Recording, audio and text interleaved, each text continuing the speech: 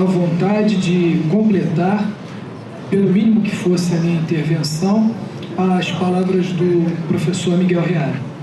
Mas não poderia me furtar a estar aqui agora para dizer o que disse várias vezes ao meu orientador, professor Aquiles Guimarães, fraterno amigo do professor Miguel Reale, que a obra do professor Miguel Reale não é apenas um retrato da sua vida, mas é a obra de um pensamento que, desde a década de 30, quando o professor Miguel Reale começou a escrever as suas primeiras obras, desde 1940, quando ele lançou a sua primeira grande obra jurídica, Os Fundamentos do Direito, foi sempre uma obra coerente. E numa época que vivemos tantas e tantas incongruências sociais, culturais, o professor Miguel Reale é um exemplo, porque durante todas essas décadas do seu magistério e do seu trabalho como um cidadão comum ou como um cidadão conhecido por todos, o professor Miguel Reale teve na coerência do seu pensamento e da sua atividade a sua principal característica. É efetivamente o maior nome e é reconhecido não só assim aqui no Brasil, mas também no exterior, é efetivamente o maior nome do direito brasileiro, produzido pelo direito brasileiro no século XX, e é o maior nome da filosofia brasileira de sempre. Eu apenas, nessas poucas páginas que escrevi e que me atendi sob a orientação do professor Aquiles Guimarães, apenas explicar um pouco mais com a minha visão de professor a ideia, a noção de experiência que está muito mais além do que aquela experiência prática, aquela experiência de resultados, mas é sim todo o arcabouço cultural que o ser humano ou que uma civilização apresentar.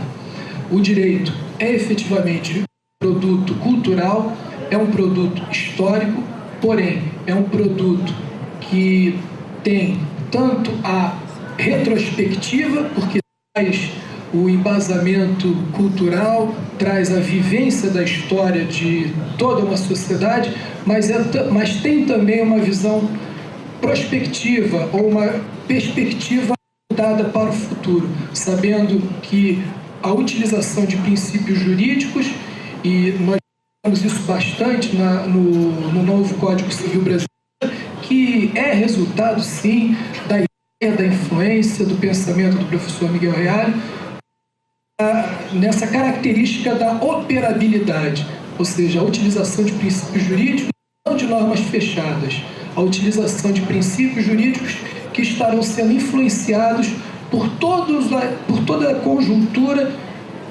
não apenas da que temos hoje, mas daquela que está por vir. O Código Civil atual, e como o professor Miguel Reale já anunciou, ele não traz apenas essa característica da operabilidade, mas tem uma forte influência da socialidade, isto é, que o interesse coletivo esteja sempre acima dos interesses individuais, a eticidade ou da moralidade tão importante que esta característica tem também, ou é também, principalmente numa época em que nós verificamos a preocupação com a ética em todos os campos da nossa vida social, inclusive na política. Para encerrar, gostaria de dizer que algumas pessoas, enfim, e isto aqui, a liberdade de pensamento e a discussão do pensamento é sempre importante, até para que possamos cada vez mais há algumas pessoas que criticam, e eu ouço muito falar nisso, ou alguma coisa sobre isso, que o Código Civil nasceu velho porque foi concebido há 30 anos atrás e somente agora que foi aprovado. Efetivamente, essa coisa não procede. essa crítica talvez devesse ler um pouco mais para verificar que, muito pelo contrário, numa época em que nós ouvimos falar muito, principalmente na minha área, que também é o direito civil, aliás, eu tenho alguns alunos meus aqui presentes, em que ouvimos falar muito do chamado constitucional ou da influência dos princípios constitucionais na nossa vida, nós verificamos que o nosso, cujas bases dadas pelo pensamento do professor Miguel Reale, por ser supervisor de uma equipe de notáveis que foi composta, enfim, há mais de 30 anos e que apresentou seu anteprojeto ao Congresso Nacional, nós verificamos que muitos dos valores que depois foram reproduzidos na Constituição Federal já estavam previstos lá no novo Código Civil, no texto original apresentado em 1972 ao então ministro da Justiça, o professor Alfredo Buzaide. Portanto, a crítica não procede, é uma crítica que deveria ser melhor elaborada. Por quê? Porque o novo Código Civil é certamente um avanço e é principalmente um monumento jurídico, tanto a nossa cultura jurídica atual como a cultura jurídica que teremos nas próximas décadas. Haja vista que, da forma como foi concebido, o professor Miguel Reale ensinou isso há pouco,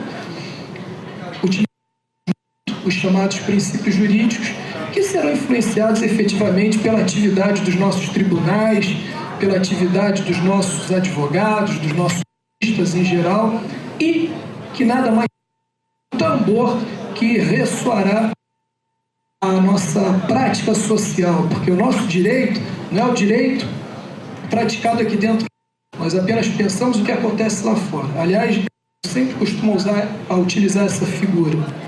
Queremos dar sempre as nossas aulas de direito com as portas abertas, para que nós ouvíssemos o barulho da vida social lá fora, clamando por soluções mais justas e soluções que reflitam essa vida social real, e não a vida social, porque esta não é um objeto da nossa ciência. A todos, muito obrigado, professor Miguel Reale. Muito obrigado, professor Cristina.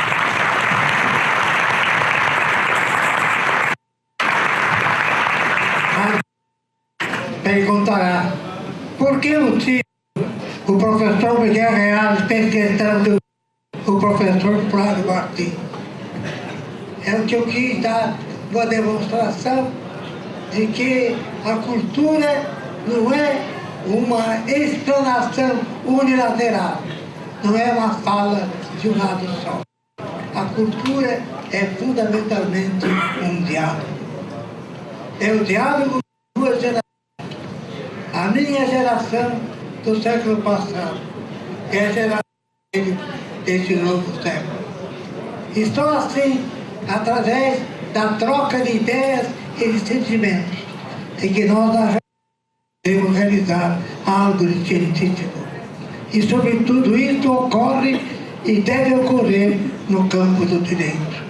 O direito se inicia a todo instante.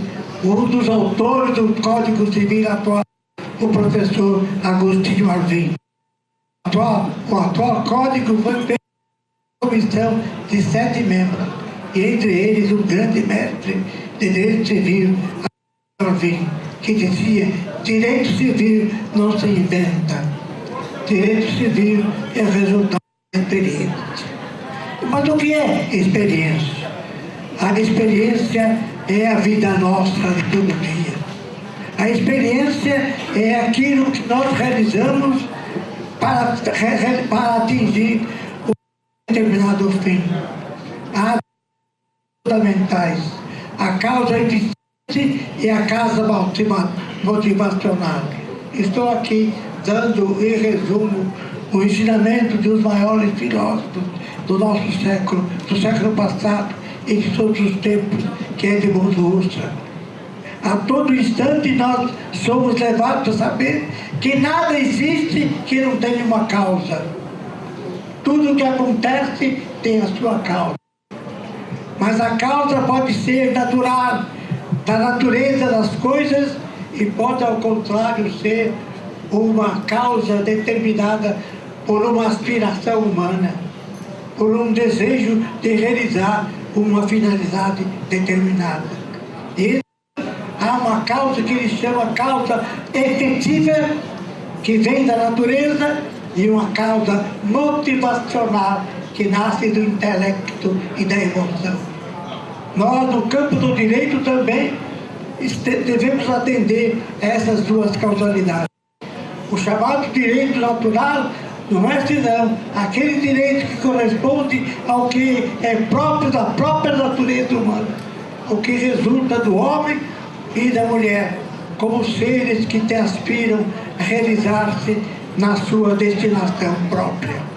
Então, o direito natural é o direito vinculado à própria natureza humana, enquanto que o direito positivo seja fruto criador do legislador. Mas o legislador, antes de criar, através da lei do Congresso, ele reflete o pensamento do jurista, do estudante de direito ao mestre de direito, na sua trajetória visando a realização de um fim. O importante, portanto, é ter esta compreensão. É, portanto, necessário ter essa compreensão universal do direito, como uma expressão de cultura e de natureza, levando em conta aquilo que espontaneamente se põe e aquilo que é produto do nosso querer, da nossa intenção, da nossa aspiração de realidade, e que é propriamente a experiência. A palavra experiência vem do latim experire, que quer dizer sentir. O importante é ter consciência da sua responsabilidade perante a coletividade em que se vive. Por conseguinte, o Código Civil vem estabelecer uma igualdade de experiência. Todos somos iguais perante esse poder que caracteriza o ser humano, que é o de poder determinar por experiência aquilo que ele pode e deve realizar. De maneira que quando Flávio Martins estabelece que o conceito de experiência é fundamental em minha teoria jurídica, fundamental na chamada teoria tridimensional do direito, eu quero dizer que a experiência está vinculada aos 3 fatores que operam no direito. Os que já tiveram alguma compreensão do direito sabem que, no meu modo de ver, o direito não é só fato, o direito não é só valor, o direito não é só regra, não é só norma, mas o direito é, ao mesmo tempo, fato, valor e norma. Fato vinculado ao nosso ser pessoal. Quando nasce uma criança, nasce um conjunto de direitos e deveres. Direitos que durante a minoridade são exercidos e deveres são exercidos pelos genitores. E que quando atinge a maioridade é exercido pela própria pessoa. Então há um círculo de experiência na vida humana, desde a gestação inicial e o aparecimento do primeiro ser humano até a aquisição da maioridade. Há um círculo de experiência que deve ser percorrido. E nesse círculo de experiência é que não às vezes se coloca o estudante de direito, que já poderá ser maior aos 18 anos. Porque uma das modificações introduzidas pelo Código é que não é preciso mais chegar aos 21 anos para ser maior, passa a ter 18 anos. E por que isso? Porque nossa época é uma época da comunicação fácil. Amadurece com mais facilidade a pessoa humana, até às vezes exageradamente, porque uma das coisas que me preocupam é essa angústia do tempo que existe no mundo contemporâneo. A criança a querer imitar o menino a querer imitar os adolescentes, o adolescente a querer imitar o mais velho. Então, o engolimento do tempo numa pressa